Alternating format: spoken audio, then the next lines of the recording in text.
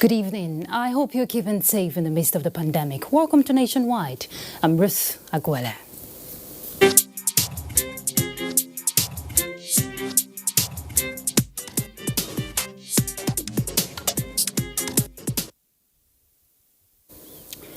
President Muhammadu Buhari has approved the reconstitution of the board of the Nigerian National Petroleum Corporation after the expiration of the term of the board members appointed in 2016. Members of the new board, according to a release by Special Advisor to the President on Media and Publicity, Femi Adesina, are Mohammed Lawal, Northwest; Tajuddin Umar, Northeast; Adamu Mahmood Atta, North Central; Senator Magnus Abe, South-South; Dr. Stephen Dike, South-East; and Chief Pius Akinyelure, South-West. The new board will be in place for 3 years. In the meantime, the Nigerian National Petroleum Corporation regrets to announce the demise of its immediate past group managing director, Dr. Mekan T. Kachala Baru, Friday night. Lydia Sampson has that report. Dr. Mekan Tibaru was the 18th Group Managing Director of the NNPC, a consummate mechanical engineer who steered the affairs of the corporation from July 4, 2016 to July 7, 2019. A statement by the NNPC Group General Manager, Group Public Affairs, Dr. Kenny Obatero, announced the passing on of Dr. Mekan Tibaru after a brief illness in a hospital in Abuja. The release says NNPC Group Managing Director, Mele Kyari, expressed shock over the sudden death of Dr. Mekan Tibaru, describing him as a man of exemplary character and disposition. Dr. Baru was 60 years old. In Abuja, Lydia Sampson, NTA News.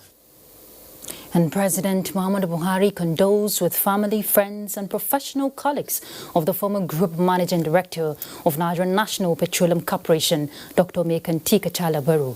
The President, in a statement, commiserates with government and people of Bauchi State, management and staff of NNPC over the passing of the former GMD, who worked very hard to initiate reforms in virtually all departments of the corporation, bringing it up to speed with global trends and best practices. President Buhari acknowledges Dr. Baru's contributions to ensuring stability in the oil sector in Nigeria, with a more guaranteed supply and predictable price regime that weakened unscrupulous parallel marketers, especially during festive seasons.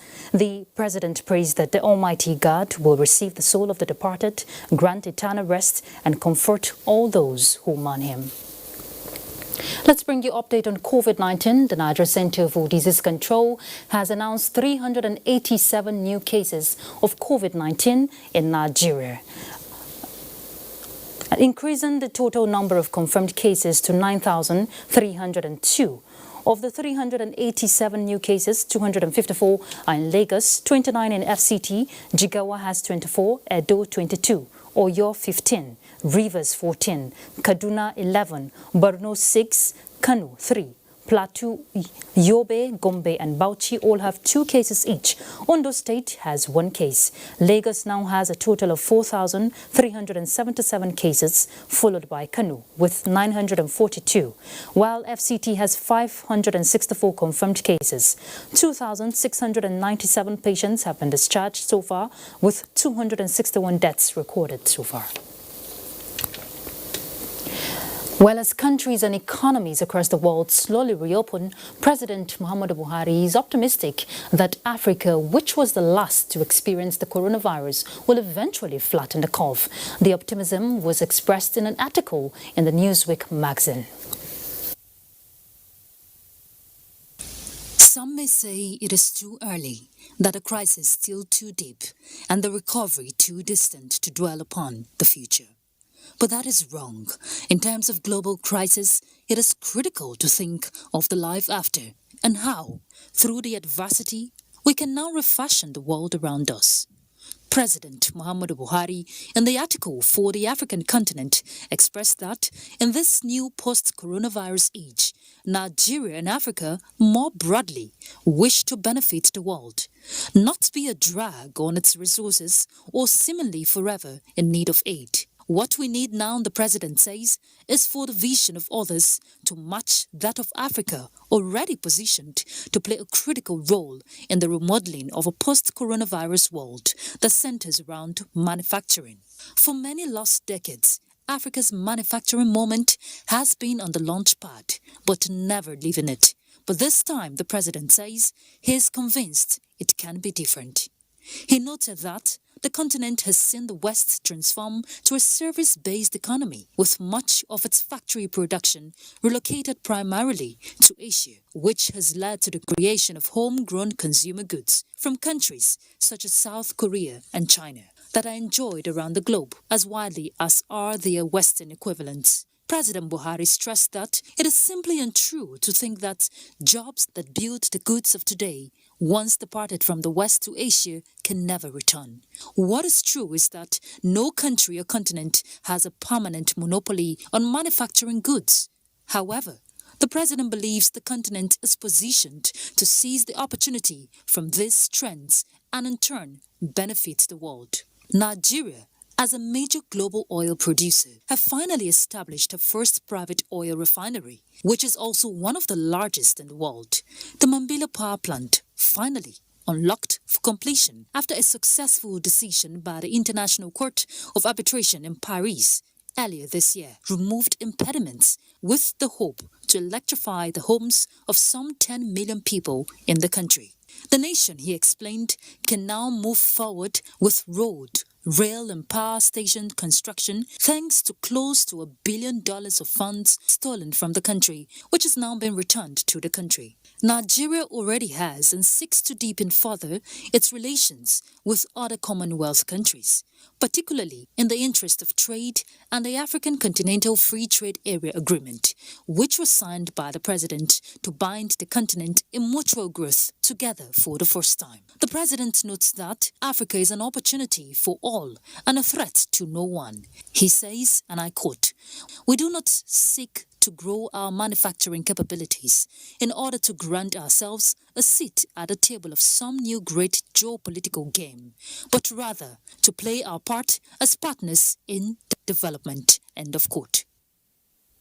Let's look at other issues. The need for all hands to be on deck is important for African Development Bank, chaired by Dr. Adesina Akinwumi, to stay at the enviable height. This is the message of some African leaders in a release jointly signed by 15 former African presidents, including Olusegun Obasanjo of Nigeria, Boni Yayi of Republic of Benin, Haile Mariam Desalegn of Ethiopia and John Kufuor of Ghana, to show their solidarity for Dr. Adesina, who had been accused of violating the bank's code of ethics by the so-called whistleblower. The leaders said any form of distraction should be avoided for the bank at this critical time when Africa is battling with COVID-19. Dr. Adesina, who had been cleared of the 16 allegations leveled against him, has already announced $10 billion crisis response facility to support African countries, launched $3 billion to fight COVID-19 and provided fund worth $3 billion to support women in Africa. The Nigerian Private Sector Coalition Against COVID-19 has donated an equipped isolation center to Niger State government towards fighting COVID-19 in the state. Governor Abubakar Sani Bello, who inaugurated the facility located at the Hajj camp in Mina, applauded the initiative. Let's hear from Suleiman Kodogi. The Nigerian Private Sector Coalition Against COVID-19 is a joint initiative of leading private sector leaders and the Central Bank of Nigeria, launched to support the government in the fight against COVID-19 in Nigeria. Items donated include 100 beds, 100 hospital overhead tables, mobile X-ray machine, and 1,000 personal protective wears, among others, worth millions of naira.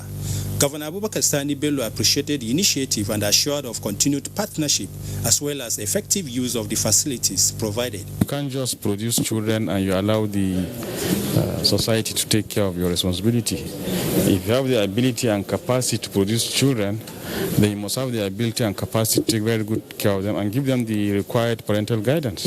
And that is my stand on this. We'll make sure we take care of them. Soon we're working on a policy that will ensure that everyone has the opportunity to go to school. The governor noted that the isolation center will be put to use for the Almajiris returned back to the state from other parts of the country for medical examination before uniting them with their respective families. In Mina, Suleiman Kodogi, NTA News.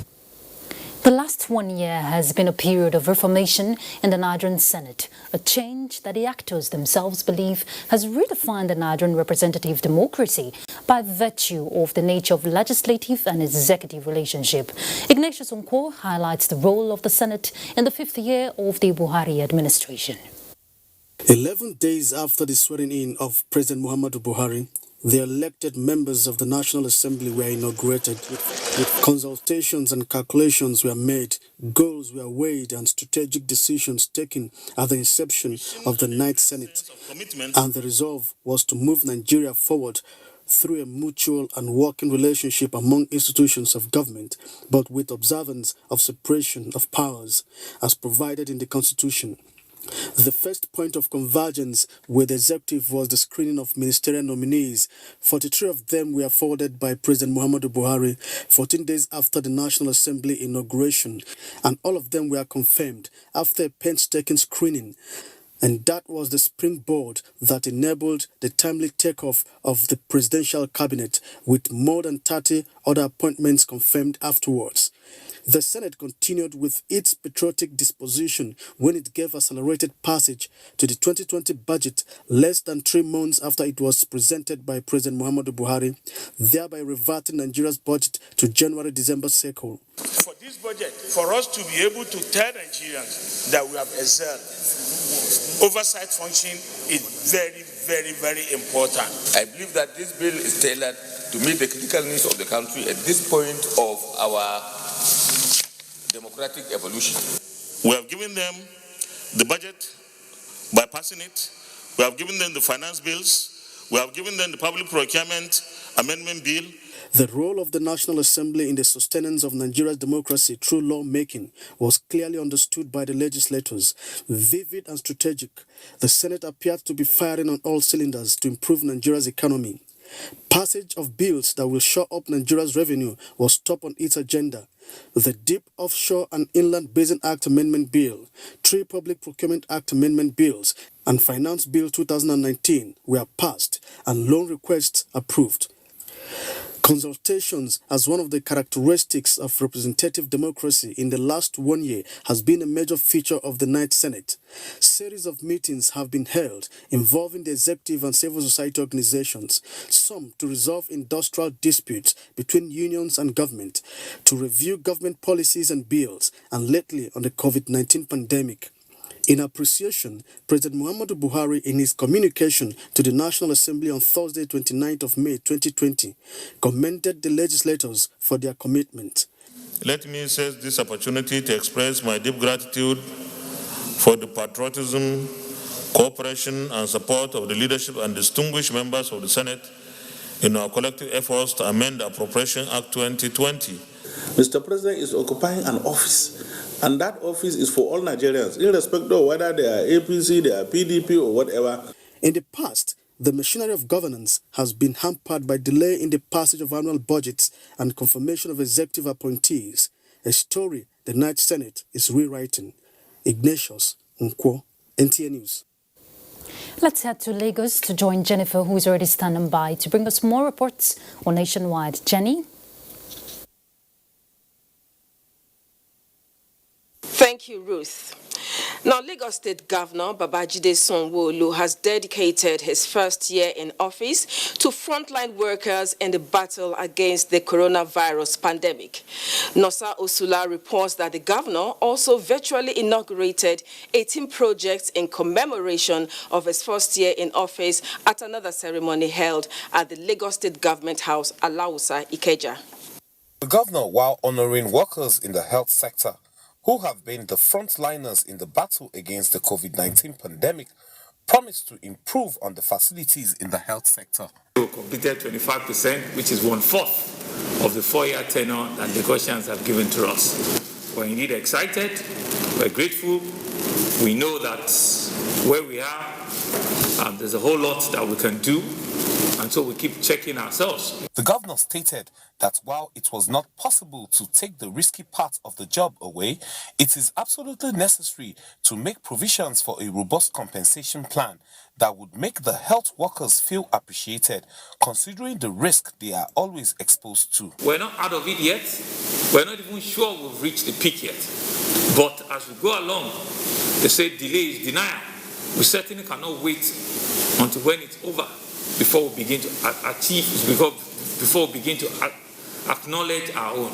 Meanwhile, at the inauguration of the projects, which include a concrete jetty with shoreline protection at Ikorodu, rehabilitation, upgrading and construction of road projects at Shomolu, Mushin and Badagry, over 500 houses and apartments in various parts of the state, and construction of classroom blocks in both primary and secondary schools in different local government council areas of the state, Governor Sanwo-Olu said even though the last 4 months have been very challenging in view of the COVID-19 pandemic, governments remain committed to the Greater Lagos vision. In Lagos, Nosa Osula, NTA News.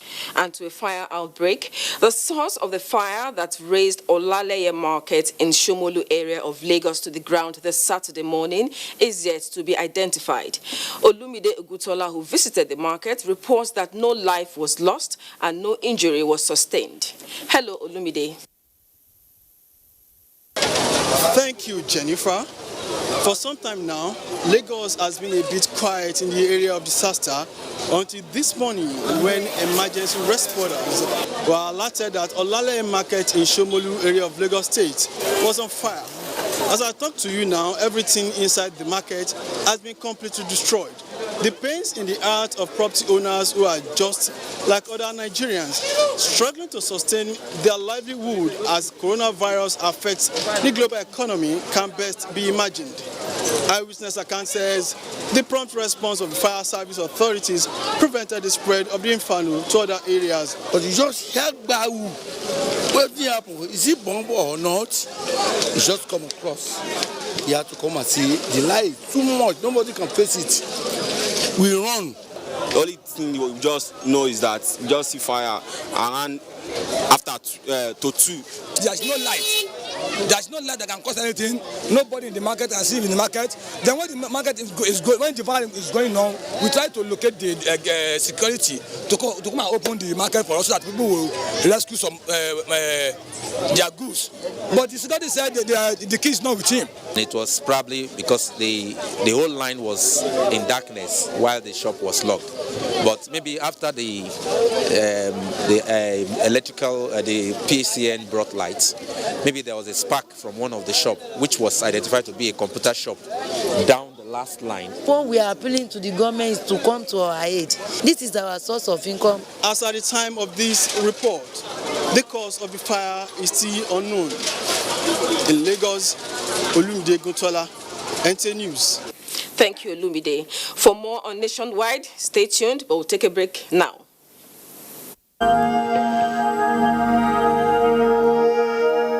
I wish to once again commend the frontline workers across the country who, on a daily basis, risk everything to ensure we win this fight. For those who got infected in the line of duty, rest assured that government will do all it takes to support you and your families during this exceedingly difficult period. I will also take this opportunity to assure you all that your safety, well-being, and welfare remains paramount to our government. I am using this opportunity to express our deepest condolences to the families of all Nigerians that have lost their loved ones as a result of the COVID-19 pandemic. This is our collective loss, and we share your grief. We have observed the lockdown. We have practiced the measures in order to curb the spread of the virus, but we can do better. The coronavirus spread is increasing daily, and only together can we cut down the numbers and defeat the spread of the virus. Remember, COVID-19 is not a death sentence, and a recovered patient cannot spread the disease. Do not stigmatize. Do not hesitate to report any case, or if you have come in contact with anybody that has been infected with COVID-19. If you have cough and fever, please stay at home and call your state hotline. Find state numbers at www.covid19.ncdc.gov.ng. Remember, it is for your own good and for the good of every Nigerian. Let us do better and defeat the virus. Together, we can do this. This message is brought to you by the Nigerian Television Authority, NTA, Africa's largest television network. Shegun. Alpha, say tomorrow still day on. What's your tomorrow? Community meeting now. You know they here, Abi? Na beggy. See, if we meet for my house, inside parlor, then go no. This COVID-19 is not a child's play. If you want to elect a new secretary, we fit do one for WhatsApp, or for Skype, or even on Zoom. Or we just wait. I will not negotiate this social distancing. It is non-negotiable. Not every infected person shows symptoms, but every infected person is contagious. Avoid large gatherings and self-isolate if you think you might have come in contact with a carrier. Your safety and the safety of others is in your hands. This message is from the Akinfade Foundation in partnership with the National Orientation Agency with support from MacArthur Foundation. Thanks for staying tuned. For many decades, Africa and indeed Nigeria have been confronted with leadership challenges. While many believe that African leaders lack the right values to drive development, others are of the view that the followers are also not playing the expected roles.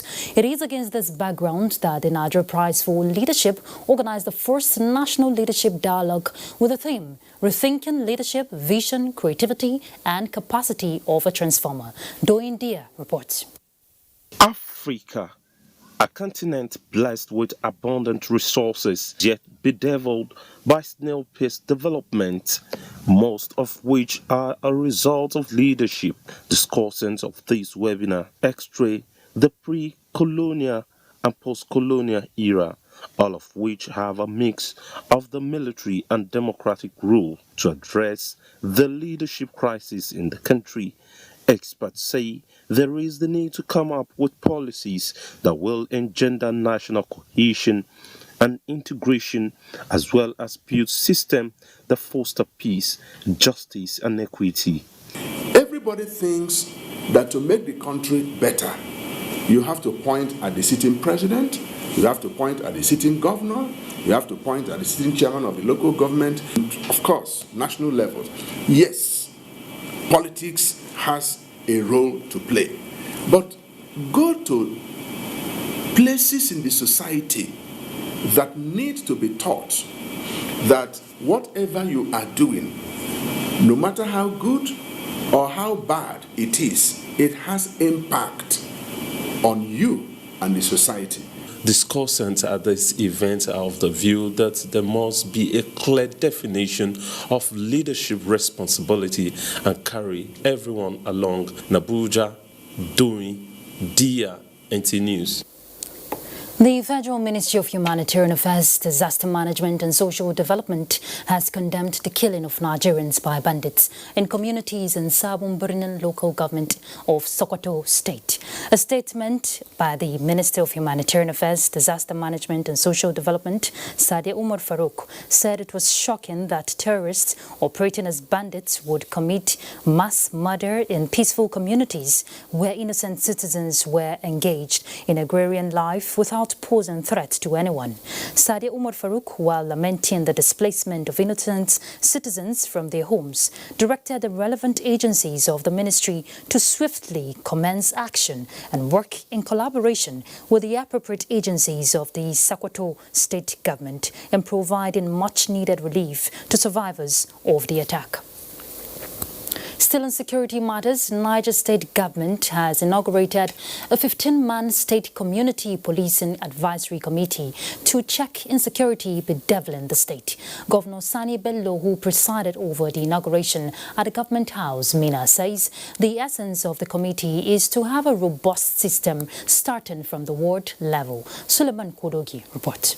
The current security challenges bedeviling Niger State, the inauguration of the committee could be seen as the right step in the right direction towards complementing government's efforts in seeking solution to the menace. Inaugurating the committee, Governor Abubakar Sani Bello said the best place to combat crime is the grassroots level, expressing optimism that with the committee in place, the narrative will change for the better.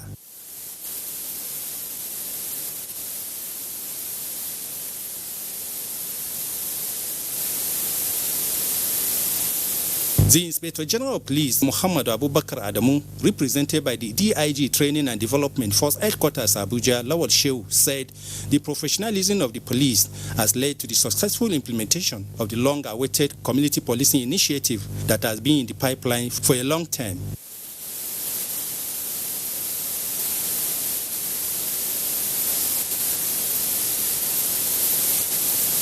The State Commissioner of Police, CP Adamu Usman, is the chairman of the committee, to be co-chaired by the Etunupe and chairman, Niger State Council of Traditional Rulers, Alhaji Yahya Abubakar. Other members of the committee include the Secretary to the State Government, representatives of the 3 senatorial districts of the state, and the relevant stakeholders. Suleiman Kodogi, NTA News. And Port Harcourt is our next stop nationwide as we join Dibabari. Dibabari? Thank you, Ruth, and welcome to Port Harcourt. In line with the federal government's protocol on social distancing to contain COVID-19, the Nigerian Navy Secondary School, Burukiri, Port Harcourt, has inaugurated 2 newly renovated hostels. Flag Officer commanding Eastern Naval Command, Rear Admiral David Adeniro, represented by Commander Oluwatosin Abolanle, appealed to the students to make good use of the facilities. Ifeoma Mesa reports. The 230 capacity newly renovated Otiko and Sedu girls hostels have been in use since the establishment of the school. Inaugurating the hostels, Flag Officer commanding Eastern Naval Command, Rear Admiral David Adenira, who was represented, said the renovated hostels are to provide an enabling environment for learning. The FOC has been gracious to us. They just recently approved the renovation of these 2 buildings to make life easier for students. They are encouraged to use it wisely, use it well. Commander Oluwatosi Abolanle noted that plans have been made to win the war against COVID-19 when the students resume fully. We had made provision for facilities for them to be able to wash their hands as often as possible. They have also provided sanitizers. Some staff of the school applauded the good gesture of the flag officer towards the renovation of the hostels. Immediately they come back, we make other spaces available for them to stay for social distancing. Nigerian Navy Secondary School Port Harcourt was established in April 1994 as a boarding and comprehensive co-educational secondary school. From the Nigerian Navy Secondary School Port Harcourt, Ifeoma Omesa, NTA News. Citizens and community leaders in Akwa Ibom State are re-strategizing with the police to expose and crack down criminally minded persons in their communities. At a security meeting in Etimekbo local government area, the people say there would be no hiding place to commit crimes in the area. Clement Barikwi reports. Their stand is clear, and that is the fact that no longer will any individual commit crime and run to any part of Etimepo, Ika, Abak, Ukanafon and Uroganam local government areas for protection. This assurance came having known that the task of community policing has been formally handed over to them through the Etimepo local government and area command community policing advisory committees. The project, according to Akwa Ibom State Commissioner of Police, Emoimi Edgar, will bring to an end years of the Nigeria Police seeing its duties as a function and not a process that must involve the people. First thing you must expect immediately these committees start functioning is immediate reduction in crime, particularly at the grassroots and various neighborhoods all over Etimepo. We have another way of solving violent crime. We have another way of settling people. All of them are coming together to partner with the Nigeria Police to ensure that peace and security are sustained. And this partnership is basically defined by accountability and respect for human rights. From Etimepo local government area, Clement Barikwi, NTA News. We are done from here. For more on Nationwide is back to Ruth. Good evening. Thanks, Dibabari. 52 housing units of the Cross River State Social Housing Scheme have been allocated to Bakassi internally displaced persons with a take-off grant of 50 million naira to support those who intend to start a small-scale business enterprise. Paul Abel reports that the inauguration of the Ayade Social Housing Estate was held at Ifyang Ayong Community, Bakassi local government area of the state. This is Akwai Korea Edem. The Bakassi returnees have settled there for over 7 years, and they have been living in not pleasant environment. But that story is about to change. At an occasion like this, the experience can better be imagined as beneficiaries speak. If you want to narrate the story, the challenge that we face as a woman, it would bond the entire month. The environment is not so conducive to us. Bless the government, bless the NTBA, bless everybody. The inauguration of these 52 housing units, stakeholders say, is a step towards ameliorating the sufferings of the Bakassi people whose land was ceded to Cameroon more than 10 years ago. I celebrate today because God has given me opportunity to put a smile on somebody's face. I could see a grandman dancing to her new home. They are very large two-bedroom flats, all en suites, with visitor toilet. The high point of the event was the handing over of keys of apartments one after the other to beneficiaries, which evoked lots of emotion. The Bakassi people are naturally fishermen. Therefore, the location of this housing project is apt, as it affords them the opportunity to continue with their occupation. From Bakassi local government area, I am Paul Abel, NTA News. Thanks, Paul. And from Cross River State to Akwa Ibom, where we hear tricycle operators in the state take to major streets in Uyo metropolis in protest of alleged extortion by tax force and security agents. Kelvin Samuel reports that the group, among other things, demands a review of their daily ticket fees and other levies to align with the current economic realities occasioned by COVID-19. The group, numbering well over 500 tricycle riders, defied the social distancing directive to register their displeasure over alleged extortion by security agents and task force team, which, according to them, have become their nightmares. The leader of the group, Abasema Ntong, who spoke on their behalf, maintained that the situation has become unbearable as they often spend all their daily earnings on either task force or security agents only to return home with little or nothing to fend for themselves and families. They disturb us too much. They will break us. Maybe you go and find change to your customer.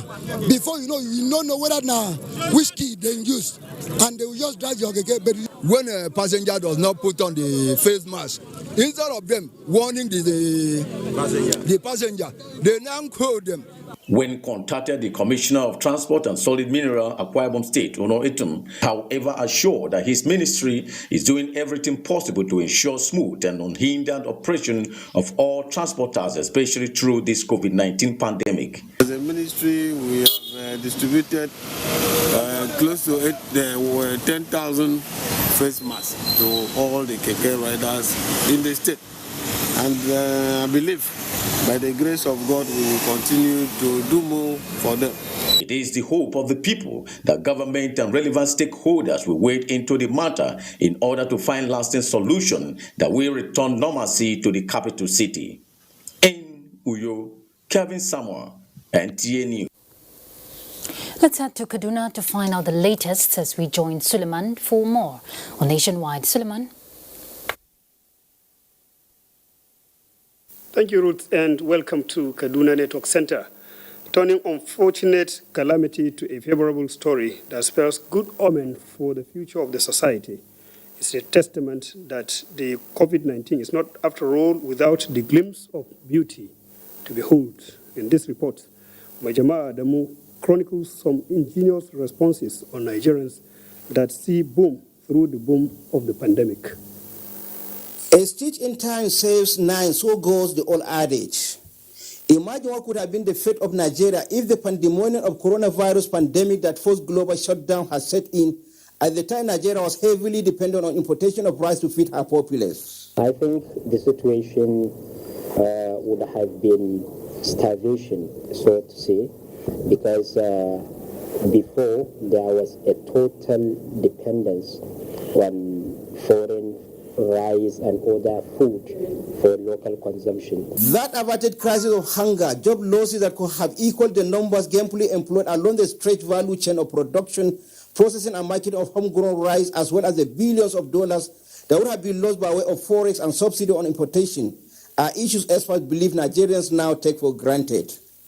Many believe this homegrown solution to the nation's agricultural challenge has set the stage for ingenious Nigerians to venture into indigenous invention in other fields, especially the health sector, where the pandemic of coronavirus has necessitated such innovations.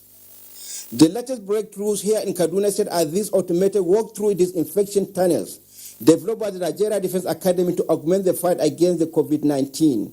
You work first by sanitizing your hand. There is a point where you sanitize your hand, and then it takes your body temperature, and then you move on and it will spray mist, chemical-based disinfectant, and then you go.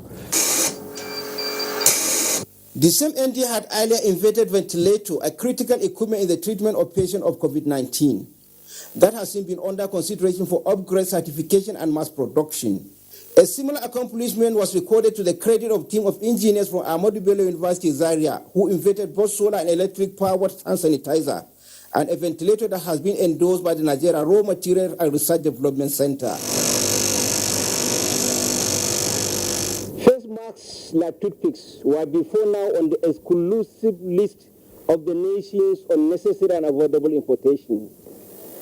But the changing narrative of today are good omen for better times to come.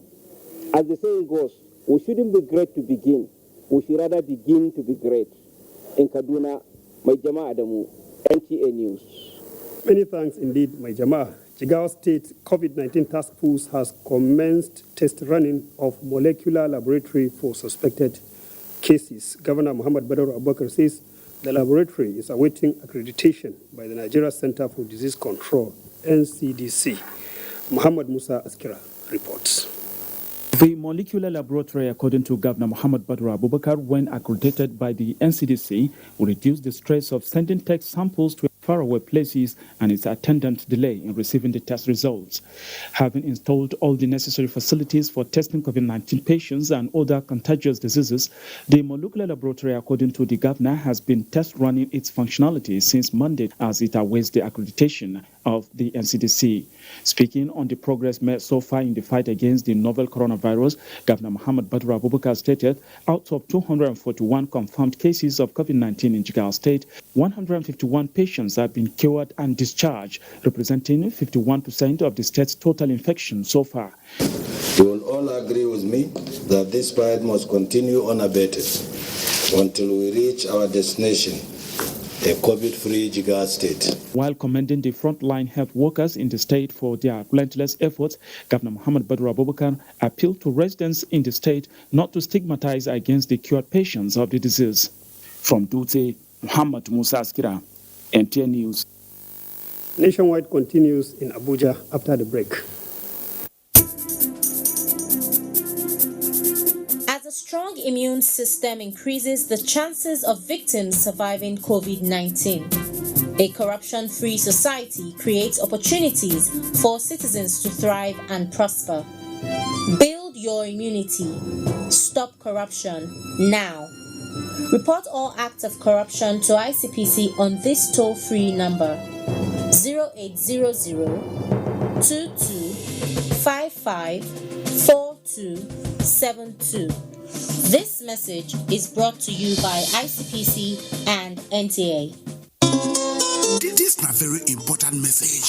Operation Wear Your Mask, especially for people who don't old. No forget, your body no tranga like before. You not even tranga like your children or your grandchildren. So therefore, always wear your mask for this pandemic period. No they to receive visitors, so even if not your grandchildren. Make extra mask where you go fit wash, make like 2 and dash your neighbor 1. And if they come out for house, wear your mask always. And if you come back, wash your hand with soap and running water to avoid coronavirus. Make you for live long for your children and your grandchildren. No forget, Operation Wear Your Mask, especially for people who don't old. Protect me, I protect you. Now, Coalition of Societies for the Right of Older Persons in Nigeria, COSROPIN, join body with National Orientation Agency, NOA, bring on this message. The number of the COVID-19 cases in Nigeria is increasing daily, with many more tests ongoing. The battle of testing, isolating, treating, and attending to the affected persons rests heavily on the shoulders of our health workers, constantly putting their lives on the line and at risk to contain this virus, save and protect the lives of millions of Nigerians. To these health workers, we at the Nigerian Television Authority, NTA, on behalf of millions of Nigerians, say a big thank you for all that you have done and are doing. To the security agencies enforcing the lockdown and every other frontliner, we say thank you for putting your lives on the line to save ours. There is no amount of words that can quantify our gratitude. Thank you. This message is brought to you by the Nigerian Television Authority, NTA, Africa's largest television network.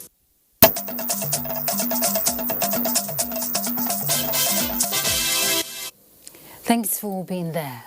Landmark legal reforms, the fight against corruption, strengthening of the justice sector to engender renewed confidence, the congestion of correctional facilities and recovery of stolen funds are among the many achievements of the 5 years of President Muhammadu Buhari's administration in the justice sector. Head of NTA's Judiciary Desk, Vera Chumuba, in this report tells us what informed the developments and what legacy judicial experts advocate to make the sector more robust. Before 2015, the judiciary in Nigeria was burdened with credibility crisis, and at the inception of President Buhari's administration, he advocated a strong judiciary system to effectively fight corruption with a promise to overhaul and transform it. Charting the roadmap to a dynamic justice system 5 years after gave birth to justice reforms at various levels of the justice sector. The establishment of the Presidential Advisory Committee Against Corruption was the first committee set up by the President Buhari administration to drive the reform agenda. It was established to promote reform agenda on anti-corruption in the prosecution of war against corruption. Beyond recovery of looted funds, the fight against corruption has been largely successful due to diligent investigation and prosecution of cases, which has sent many to jail. The Presidential Advisory Committee also trained federal and state prosecutors, reviewed existing laws, initiated whistleblower policy of the federal government.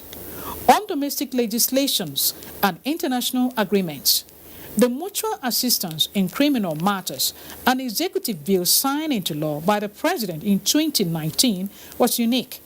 It facilitated the identification, tracing, freezing, recovery, forfeiture, and classification of process of crime and prosecution of offenders. Convictions have been had in that regard with respect to cyber crimes, corruption cases, and so on and so forth, have been on the high side. Forfeitures that have been made in this regime is also something of note.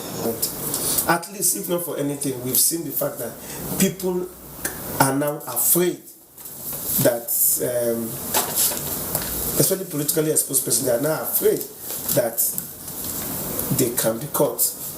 If not for anything, that fear at least has gone a long way to instill some level of restraint to public officers. We've seen a lot of. The first fundamental reform of the Nigerian Prisons Act in almost 50 years, resulting in the establishment of the Nigerian Correctional Service to replace Nigeria Prison Service. The launch and installation of the new Prison Information Management System, a pilot project for Administration of Correctional Service, was novel. 86 Nigerian Correctional Service locations across 16 states are expected to benefit from it. In a bid to decongest Nigeria's prison population, President Buhari this year granted 2,600 prisoners amnesty, accounting for 3.5% of inmates in Nigeria. Some legal experts commended the president for the achievements in the sector, however say more can be done.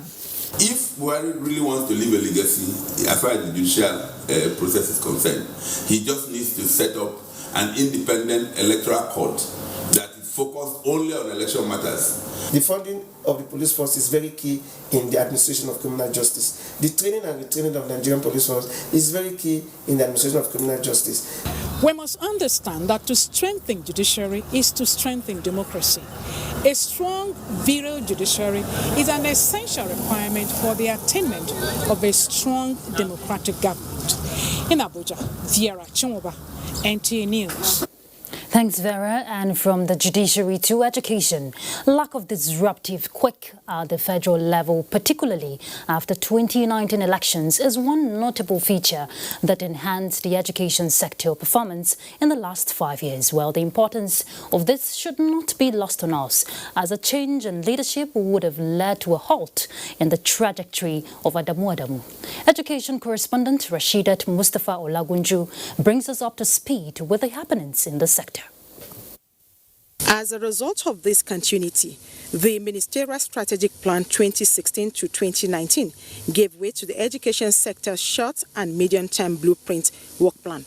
To ensure that where our goal stopped in 2019, it continued in 2018 to 2022 plan with an expanded scope, thereby steering Nigeria's education sector in the last 5 years towards a consistent improvement in access, quality, equity, carrying capacity, infrastructural and personal development, and most importantly, addressing the Almajiri syndrome, which by extension will drastically reduce numbers of out-of-school children. Frequent changes of policies, some of them made without adequate preparations, have created a kind of charade in the educational system. So, to be fair, this administration had to deal with what it was dealt with, the situation it had made. Other strides in the sector include approval of specialized universities, including the Federal Maritime University in Delta State and the Nigerian Army University in Borno State. 6 new colleges of education, 1 in each geopolitical zone. Transfer of Almajiri schools to state government and credible scholars of Islamic education for effective administration. Several initiatives have been introduced. One of the most important, you will agree, is the return of history in our curriculum. This is perhaps one of the greatest disservice to our educational system. From 2015 to date, federal government has disbursed over 170 billion naira as matching grants to universal basic education as grants to state and the FCT. Government also mandated that Paris Club share of states that refuse to make available their counterpart fund should be channeled for that use. State and private providers also received 8 billion naira as special education grants. Another 34 billion naira was made available for Teachers Development Fund to states and the FCT.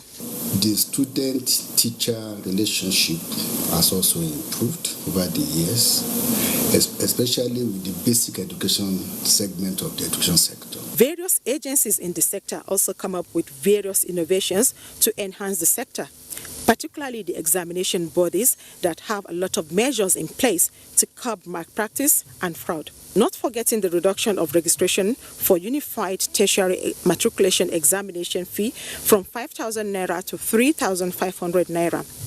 Noting all this, observers are of the view that a lot of mileage will be covered to push the sector a notch or two higher before the expiration of the present administration. Rashidat Mustafa Olagunju, NTA News. And for more nationwide, let's join Ogochukuka in Benin. Good afternoon, Ruth. Thank you for joining us. 11 more patients who have tested negative for coronavirus have been discharged from isolation centers in Edo State. This brings the total to 69. Elizabeth Omoko has an update on situation at some screening centers in the state capital. Also allowed to exit the facilities are 1,159 suspected cases, including 340 persons of interest and 890 line-listed contacts that have completed the compulsory 14-day follow-up and tested negative. 2 more deaths were recorded as at Saturday 30th, totaling 13 from the 262 confirmed cases. The remaining 180 active cases are being managed and responding to treatment. Since the onset of the outbreak, Edo State government has screened over 300,000 persons. This is part of the state government's goal to screen 80% of the state's population. Meanwhile, low turnout characterized the screening centers visited. The screening process has been going on fine. Health workers are calling for more protective kits. We need more of the face mask because more of the children, we need to give them face masks too. Most of the market women actually, they have their own speculations that the mask we're offering them is from a particular place and they cannot use it. The capacity test, they say, is integral to the success of quick response for identification, isolation and treatment of confirmed cases.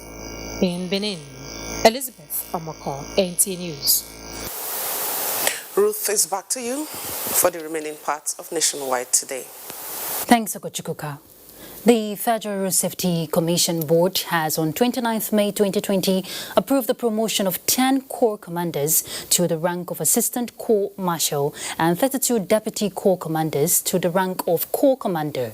The approval was subsequent to the virtual meeting of the FRSC Board on promotion of senior officers, where the promotion exercise was diligently deliberated upon. A statement by the Deputy Corps Public Education Officer, Imcham Sambo, said the promotion takes effect from 29th May 2020, while urging the newly promoted officers to be more committed to their duties. The board chairman, Malam Bukhari Bello, says the promotion exercise is part of the Commission's drive towards rewarding excellence and hard work in line with the administrative philosophy of the present leadership of the Corps. Corps Marshal Dr. Boboye Oyemi also charged the officers to put in their best in the course of their duties as their new ranks call for more focus and dedication. Let's talk sports. Stakeholders advise 11-man committee set up by the Ministry of Youth and Sports Development on the National Sports Festival Edo 2020 to ensure safety of athletes and officials. Gift George has more on sports update.